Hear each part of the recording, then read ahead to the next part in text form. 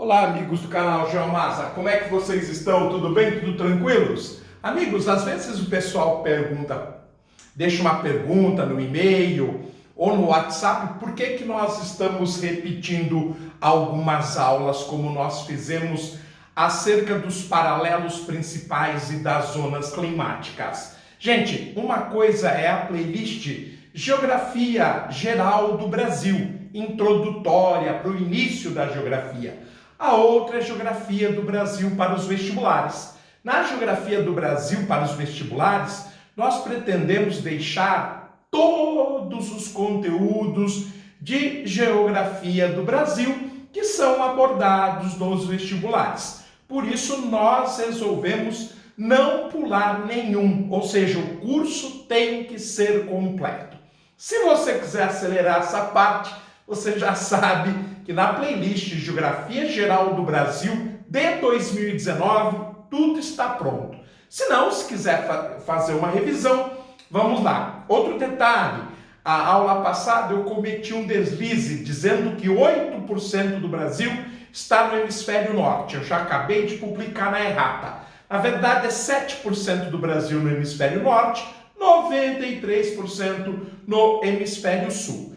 E 8% na zona temperada do sul e 92% na zona intertropical. Tudo bem, gente? É assim mesmo. Quantas aulas são ao vivo, eu não faço edição, acontecem os erros e aí depois simplesmente a gente corrige. É normal, absolutamente normal. Às vezes acontece algum imprevisto numa aula, você perde a concentração e acaba cometendo um deslize. Mas depois a gente corrige. Não é assim mesmo?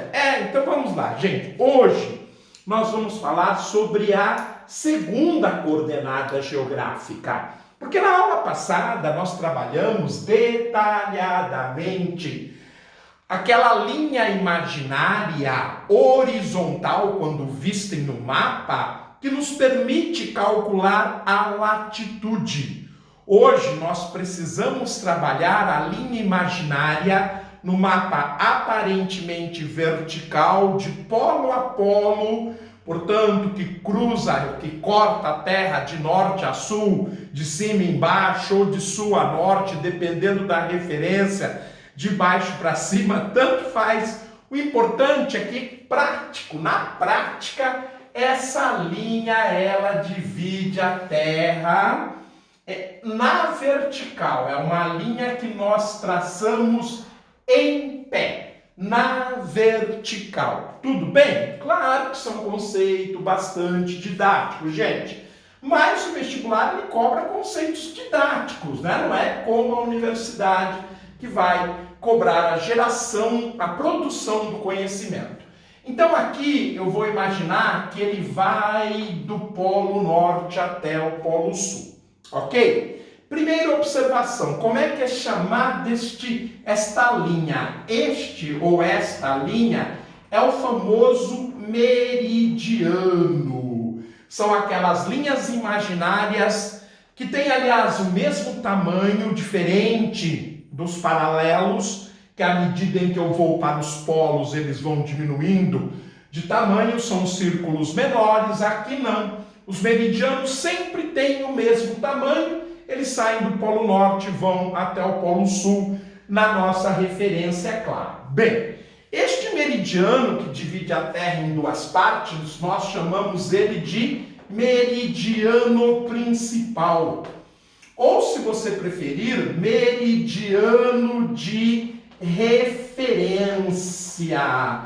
Ou ainda, quando ele foi criado, a principal cidade do mundo era Londres, a capital do Império Britânico, que naquela época mandava em praticamente 20% da Terra, chegando no seu auge a ter 67 colônias espalhadas por todo o mundo, algumas extremamente famosas: Canadá, Estados Unidos, Índia, Austrália, parte da China, 15 países no continente africano, entre outras tantas colônias. Portanto, esse prestígio fez com que a Inglaterra tivesse a primazia para dividir o mundo. E a Inglaterra, ela conquistou o mundo baseado nos oceanos, na sua marinha de guerra e na sua marinha mercante. Logo, é óbvio que, digamos, o local de referência que deveria dividir o mundo em duas partes deveria passar por um observatório da Marinha Britânica. Isso aconteceu no sul de Londres. Tínhamos um observatório muito famoso chamado Observatório de Greenwich, e este meridiano então passou a ser apelidado de Meridiano de Greenwich, como ele é muito encontrado nos vestibulares. Então, meridiano principal, meridiano de referência, meridiano de Greenwich.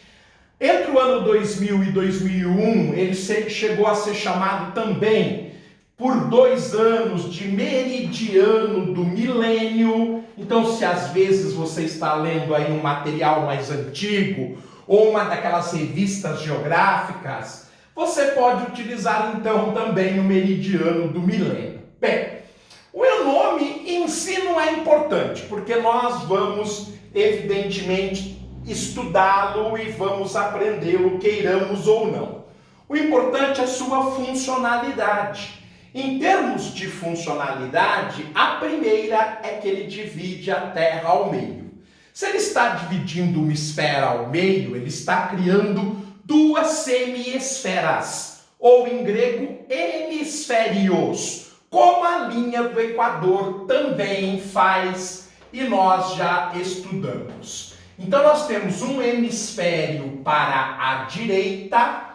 Tudo que está à direita no mapa, se não houver qualquer observação, está a leste, mas eu já falei para vocês que vestibular foi feito para nos derrubar.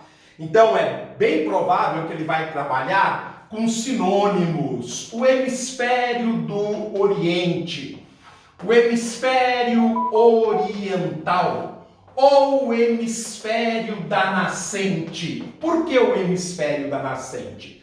Porque a Terra gira no sentido da esquerda para a direita, de oeste para leste. Portanto, gente, quem vê o Sol nascer primeiro é o hemisfério da direita, é o hemisfério da nascente. Por isso, então, que ele é chamado assim.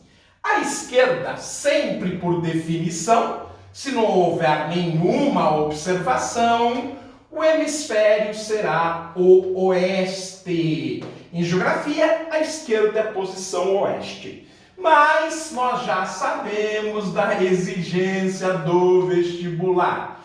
Então nós temos um hemisfério que pode ser chamado de hemisfério do ocidente, ou hemisfério ocidental, ou ainda de hemisfério da poente. Ora, se o leste vê o Sol nascer primeiro, claro que quem vê o Sol nascer depois é o hemisfério ocidental. Ora, quando é dia no hemisfério ocidental, é noite no oriental. Então, em relação ao oriental, ele é o hemisfério onde o Sol se põe.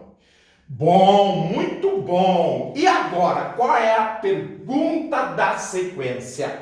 Existem outros meridianos importantes?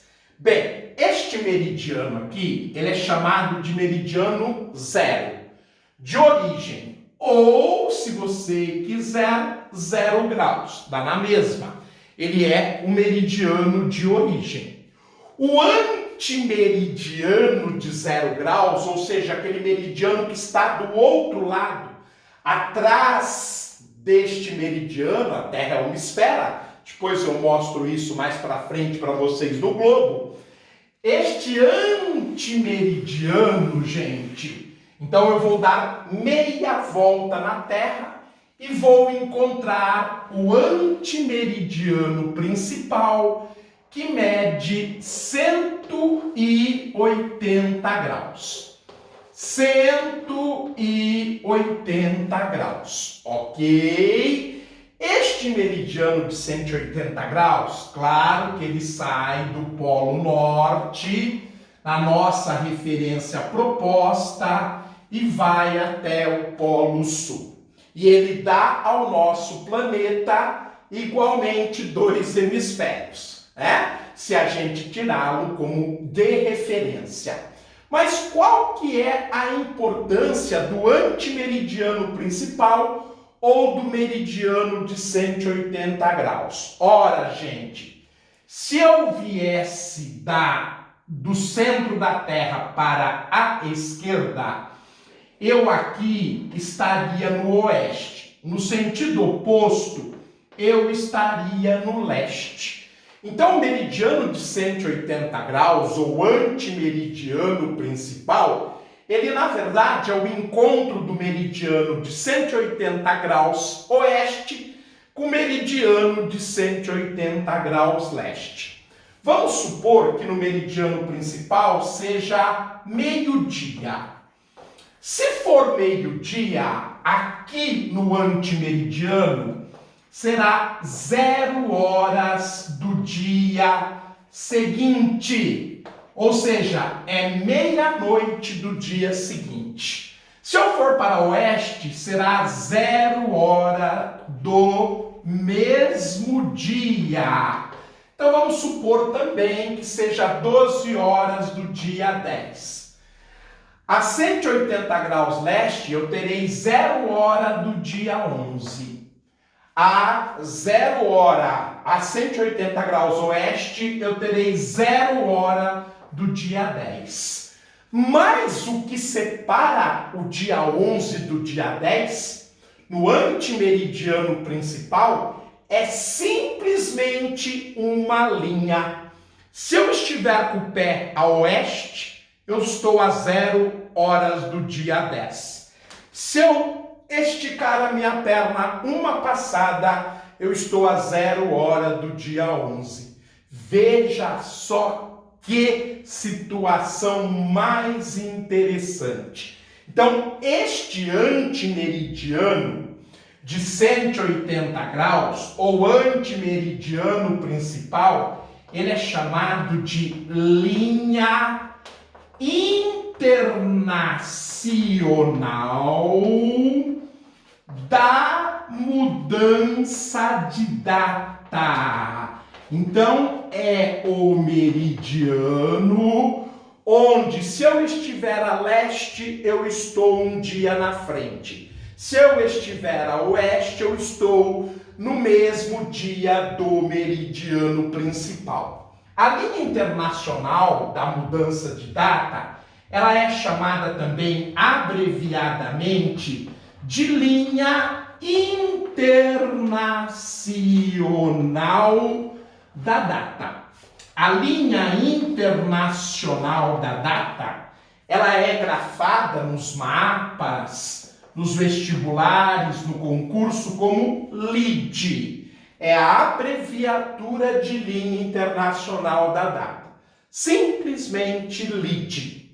Um detalhe, na prática, a linha internacional da data, ela não é este meridiano reto. É uma linha cheia de quebraduras, vamos chamar assim. Por que ela é uma linha cheia de quebraduras? Para que um país não tenha seu território em 2 dias. Então essa linha toda alquebrada, toda cheia de vieses, de mudanças de direção, esta é, na prática, a linha internacional da data, para que nenhum país do mundo tenha 2 dias simultaneamente. Já a linha em verde é a linha teórica, é a linha internacional da data teórica. Muito bem, então conhecemos os 2 mais importantes paralelos do planeta. o paralelo 0 graus, que me dá o meridiano principal. Perdão, gente, o meridiano. O meridiano são as linhas verticais. Então, desta maneira, nós conhecemos os principais meridianos. Está vendo como nós erramos? Desconcentrou um pouco, acontece este erro, né? E aí, o que ocorre? Se você não rever a aula, passa batido. Então, esta linha em pé em verde é um meridiano. Um meridiano notável, um meridiano em pé, vertical, uma linha vertical.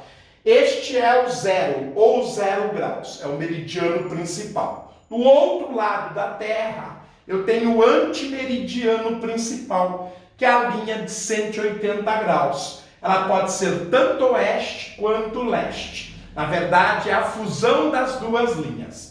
E essa linha é chamada de LID, Linha Internacional da Data. Muito bem, muito bem. O que tem o Brasil com isto? O que tem o Brasil com este meridiano e com a definição dos hemisférios? Bom, vamos ver. Da mesma forma que nós vimos o Brasil no contexto dos principais paralelos, ele que é cortado pela linha do Equador e ele que é cortado pelo Trópico de Capricórnio, ele não é cortado por nenhum dos dois meridianos notáveis que nós vimos na primeira parte da aula. Então eu vou colocar MP de meridiano principal, e aqui eu vou colocar o território brasileiro. Ó, eu vou desenhar território brasileiro aproximadamente, né? Se você estiver acompanhando, copiando, sempre é importante, ajuda a memória. Olha o Brasil, tá? Tá mal feito, tá mal posicionado, mas aquela informação que me interessa, ela está na lousa. Lembrando que o meridiano principal mede 0 ou 0 graus. O que acontece com o território brasileiro em relação ao meridiano principal? O que acontece é que 100% do Brasil, 100% do Brasil está no hemisfério ocidental. Então, o Brasil é um país totalmente ocidental. O Brasil pertence ao Ocidente, ao hemisfério da poente, ao hemisfério oeste. 100% do Brasil está localizado no hemisfério ocidental. Está relativamente próximo, a cerca de 30 graus, do meridiano principal, está bem distante do antimeridiano ou da linha internacional da data, por volta de 105 graus. Então nós estamos muito mais próximos do meridiano principal do que do antimeridiano, que é a linha de 180 graus. Muito bem. Em relação às aplicações do meridiano principal, eu tenho outra que é fundamental, que são os fusos horários. E neste caso, o Brasil possui alguns meridianos de referência. Nós vimos na aula passada 5 paralelos de referência: o Equador, Trópico de Capricórnio, Trópico de Câncer, Círculo Polar Antártico, Círculo Polar Ártico. Hoje nós vimos que os meridianos são, entre os mais famosos, é uma situação mais pobre, né? Nós temos só 2 meridianos importantes. O meridiano de 0 grau, que é o meridiano principal, e o de 180 graus, que é o antimeridiano principal ou linha internacional da data. Mas não é bem assim. Como vocês verão aqui, como esse sistema de meridianos, ele define também um assunto importantíssimo e que cai muito nos vestibulares, que é os fusos horários. Eu vou aqui dar uma emagrecida no Nordeste, tá? Para não ficar tão distorcido, melhor. Pois bem, gente, como também o sistema de meridianos ele tem aplicação nos fusos horários, eu vou colocar para vocês os 4 fusos horários de referência para o Brasil. Nós temos o primeiro fuso horário, que é o fuso horário das Ilhas Oceânicas. Este fuso horário, para efeito de cálculo, nós utilizamos o centro do fuso. O fuso é uma região que vale 15 graus. Mas, para o vestibular, na hora de calcular as distâncias entre as cidades, de resolver os problemas, nós não utilizamos a faixa, nós utilizamos a média, ou seja, graus que são múltiplos de 15 para poder fazer o cálculo. E não levamos em consideração a faixa. Bom, então o primeiro fuso horário brasileiro, o fuso horário das Ilhas Oceânicas, ele usa como referência o meridiano de 30 graus. Depois, nós temos o segundo fuso horário brasileiro. Esse fuso horário, ele é o fuso horário oficial do Brasil, que é o fuso horário de Brasília. Qual é o meridiano de referência? 45 graus a oeste. Aí nós temos o fuso horário do Mato Grosso, como a gente aqui conhece no estado de São Paulo. Mato Grosso que está 1 hora atrasado em relação a Brasília, logo 1 hora atrasado em relação a São Paulo. Então a gente utiliza o fuso horário de 60 graus oeste. Este é o fuso horário, ou melhor dizendo, o meridiano de referência que nos permite trabalhar com o terceiro fuso horário brasileiro. E por fim, o último fuso horário de referência é o fuso horário de 75 graus a oeste, que é o fuso horário do Acre, o 4º fuso horário brasileiro, que tem como meridiano de referência 75 graus a oeste. Aliás, é o mesmo meridiano de Nova York, meridiano de referência. Mas para nós brasileiros, nós temos a honra de dizer que este que é o mesmo meridiano de Nova York, de referência da cidade de Nova York, que dá o fuso horário de Nova York, para nós é o 4º fuso horário, ou fuso horário do Acre. Então, quando eu quero e conheço, é claro que eu posso levar em consideração ou exemplificar com outros meridianos. Hoje eu exemplifiquei com 6 meridianos.